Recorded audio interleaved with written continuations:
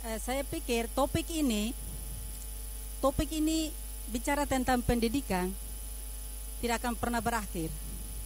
Tetapi pendidikan itu adalah kunci daripada semua proses rangkaian kegiatan pemilu, dan kita kaitkan dengan masalah demokrasi.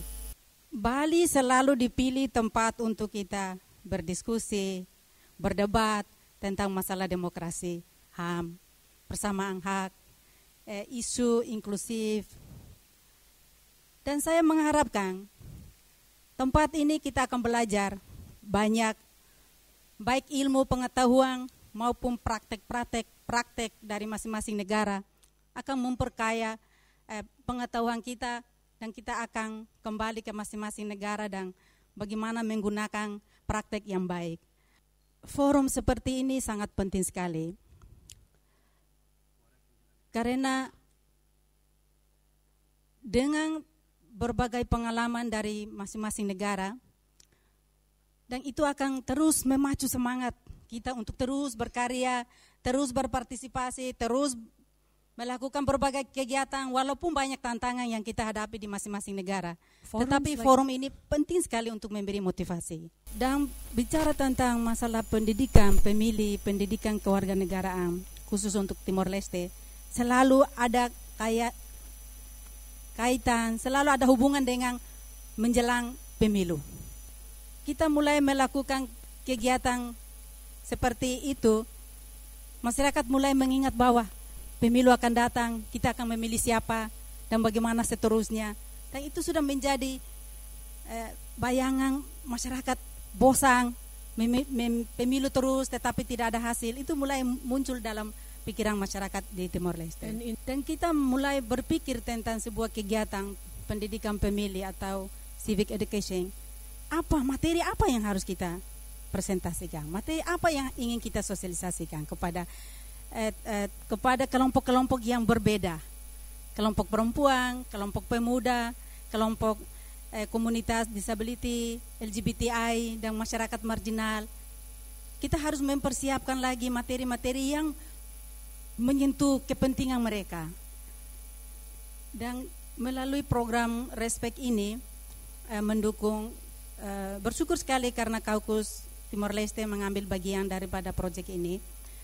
Untuk tahun ini kita melakukan civic education dengan voter education. Kita ambil tema jeralnya adalah pemilu yang inklusif dan demokratis. Ya, pada intinya kita inginkan bahwa dengan adanya kegiatan pendidikan seperti itu untuk meningkatkan kesadaran masyarakat, kesadaran pemilih. Dan salah satu tujuan yang ingin kita mencapai adalah partisipasi masyarakat lebih aktif, mulai dari proses pemilu itu, kalendernya mulai ada. Kita menginginkan masyarakat berpartisipasi aktif dari setiap proses ke proses dan sampai hasil akhirnya. Dari pihak lain, kita menginginkan masyarakat berpartisipasi dalam pemilu, tetapi harus mengetahui aturan-aturan pemilu. Tidak boleh ada pelanggaran-pelanggaran tentang pemilu itu.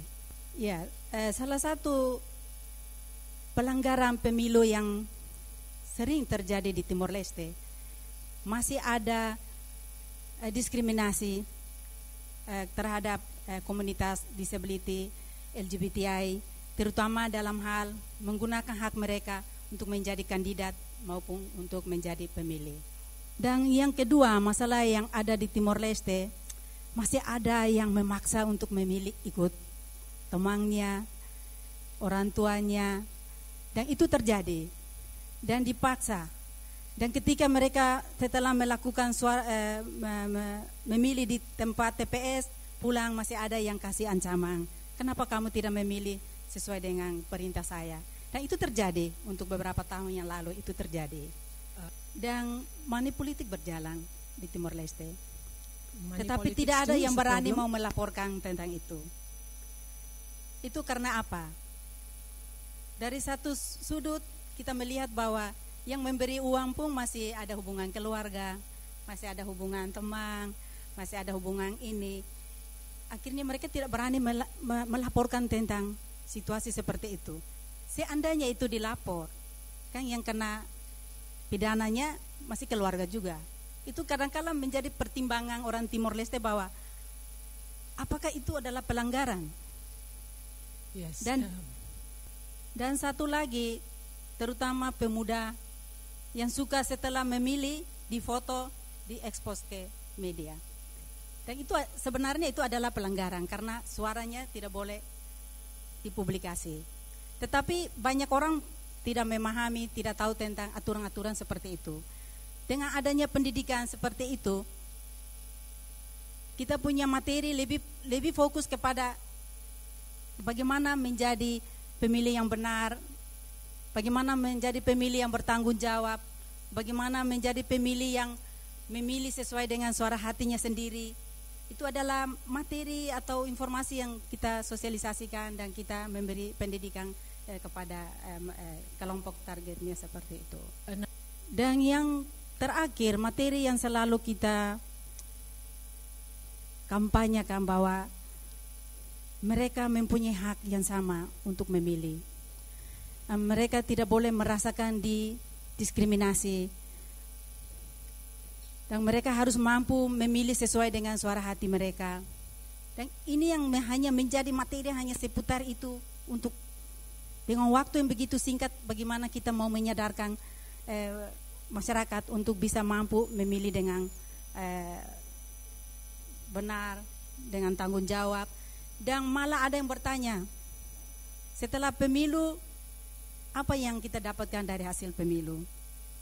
Dan kita selalu akhirnya saling berdiskusi. Kalau Anda tidak memberi suara Anda kepada partai atau kandidat, bagaimana Anda punya hak untuk meminta pertanggungjawaban terhadap pembangunan selanjutnya untuk diri kita sendiri maupun untuk bangsa ini. Dan ini menjadi salah satu materi informasi yang kita mencoba untuk memotivasi generasi, terutama generasi muda. Itu yang sangat penting sekali untuk kita selalu memberi motivasi dan dukungan dengan tatap muka berdiskusi dengan mereka. Dan akhirnya kita pelan-pelan tapi mulai menyadarkan tentang masyarakat perempuan, pemuda, disability dan maupun komunitas LGBT. Dan akhirnya hasil pemilu yang kemarin kita melihat bahwa partisipasi itu sangat banyak dan kuat sekali dari kelompok marginal itu sendiri. Dan kita melihat bahwa partisipasi komunitas disability, LGBTI, pemuda, perempuan, mulai dari proses kampanye itu mulai nampak banyak sekali orang mulai mengikuti aktivitas kampanye. Dan mulai juga mereka ikut bagian melakukan kampanye dengan partai-partai politik.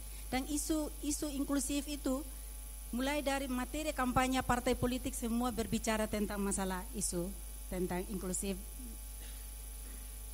terutama tentang masalah disability yang kemarin tidak sempat dalam undang-undang presiden parlemen mau membuat amandemen untuk menjamin hak-hak komunitas disability.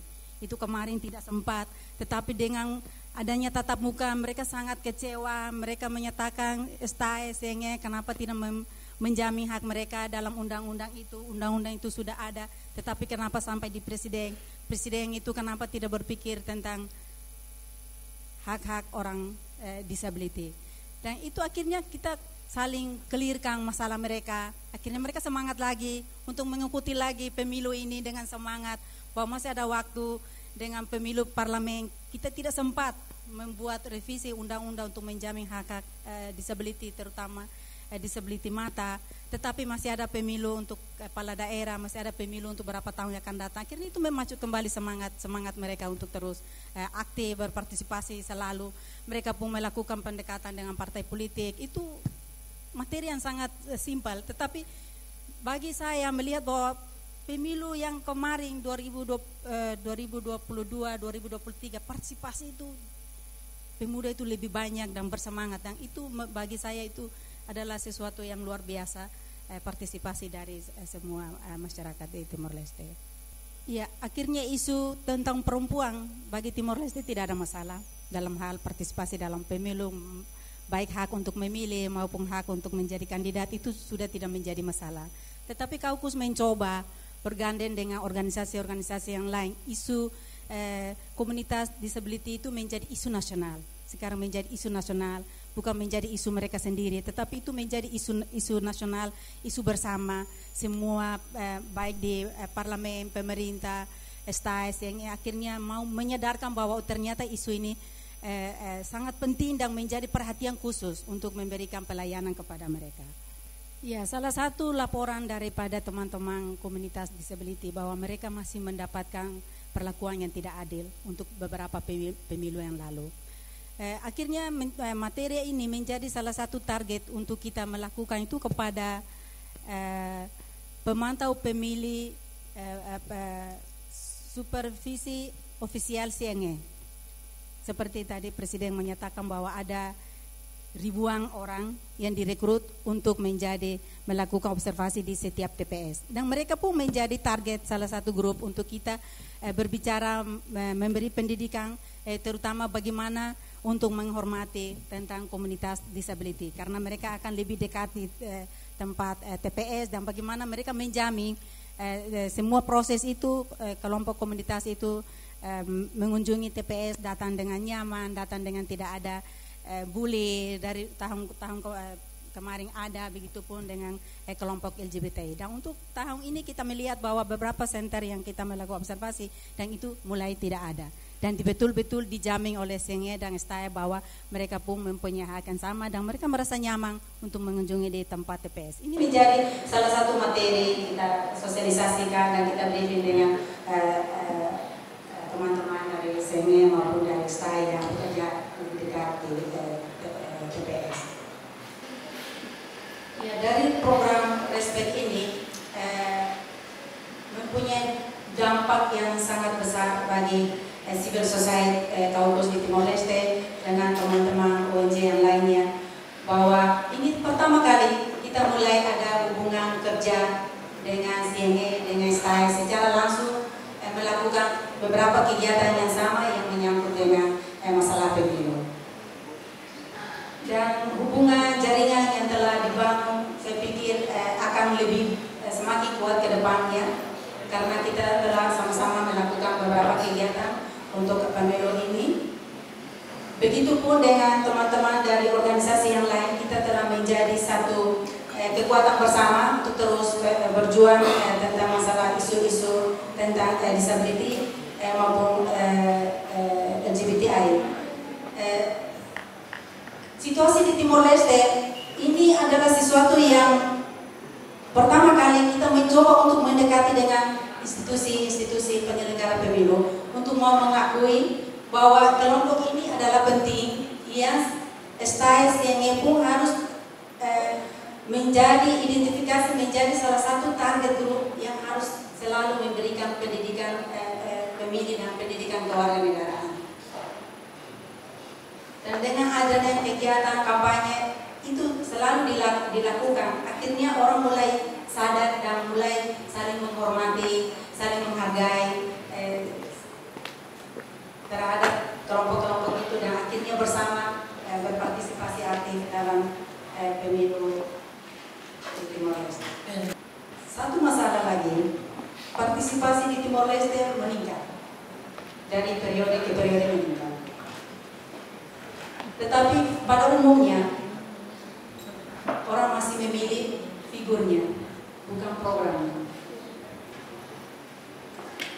Dan ini menjadi masalah juga, tantangan bagi kita. Bagaimana kita memberi pendidikan yang benar kepada masyarakat kita. Kadang-kadang kita berdiskusi dalam sesi presentasi kegiatan itu. Timor Leste pernah melakukan pemilu di tahun 2017. Ada partai yang menang, tapi kenapa dia tidak memimpin pemerintahan? Dan 2017 kita melakukan pemilu lebih cepat lagi, 2018. Ini menjadi kekhawatiran generasi muda yang menjadi pertanyaan, dan bagaimana kita mau mengajak mereka untuk terus aktif, jangan pernah bosan dengan menjadi pemilih yang baik dan benar, karena suara kita yang akan memberi legitimasi kepada partai siapapun yang akan memimpin bangsa ini. Dan ini menjadi pertanyaan-pertanyaan yang kadang-kadang membuat generasi baru itu bosan untuk mengikuti pemilu setiap 5 tahun sekali. Ya, satu pertanyaan saya lemparkan kepada forum. Kita mau mengajarkan orang mau yang bagaimana? Memilih figurnya atau memilih programnya? Atau figur dan programnya adalah sangat penting, menjadi dua hal yang tidak bisa dipisahkan, yang harus terus kita melakukan pendidikan kepada masyarakat, terutama tentang generasi baru untuk seterusnya menjadi. This is a question. Ya, terima kasih.